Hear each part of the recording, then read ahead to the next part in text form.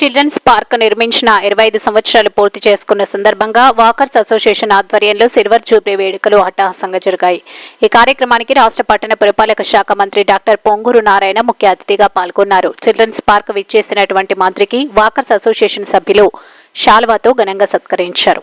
ముందుగా 25 మొక్కలను మంత్రి నారాయణ నాటారు. అనంతరం జ్యోతి ప్రజ్వలన చేసి జేఎస్ రెడ్డి చిత్రపటానికి పూలమాలలు వేసి నివాళులు అర్పించారు. ఈ సందర్భంగా మంత్రి మీడియాతో మాట్లాడారు.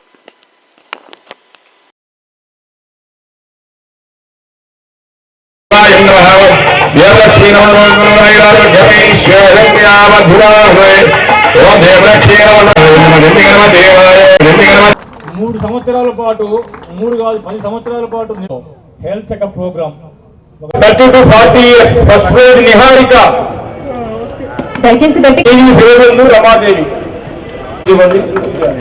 విజయ ముందు ఈరోజు ఈ యొక్క సభా వేదికని షేర్ చేసుకోవటం. నెల్లూరులో నాకు తెలిసి చిన్నప్పటి నుంచి ఒకే ఒక పార్క్ ఉండేది. ఈ పార్క్ 8.5 ఎకరాల్లో ఏర్పాటు చేసింది. ఒకప్పుడు ఇది డంప్ యార్డ్. నేను చిన్నప్పుడు చదువుకునేటప్పుడు ఇది ఒక డంప్ యార్డ్.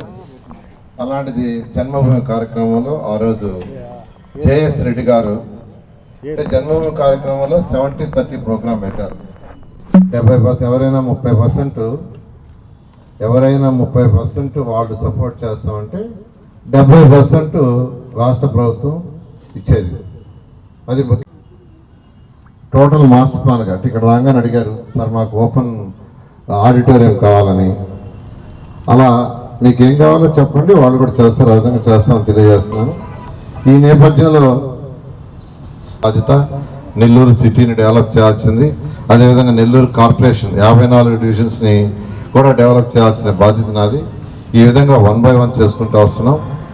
నిన్న యాక్చువల్గా స్వచ్ఛ భారత్ సంబంధించి కేంద్ర ప్రభుత్వం అవార్డులు ప్రకటించింది.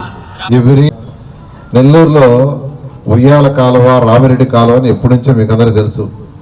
ఈ సర్రేపల్లి కాలువ కట్ట, ఇళ్ల మధ్య కెనాల్స్ ఎలక్షన్స్ ముందు మాట ఇచ్చాం, అవన్నీ చేస్తామని తెలియజేస్తూ ఈరోజు ఇంత మంచి అవకాశం ఇచ్చిన మీ అందరికీ, కమిటీ సభ్యులందరికీ ప్రత్యేకంగా ధన్యవాదాలు తెలియజేస్తూ ఖచ్చితంగా ఈ పార్క్ని వన్ ఆఫ్ ది బెస్ట్ పార్క్గా చేస్తారని మీ అందరికీ తెలియజేస్తాం.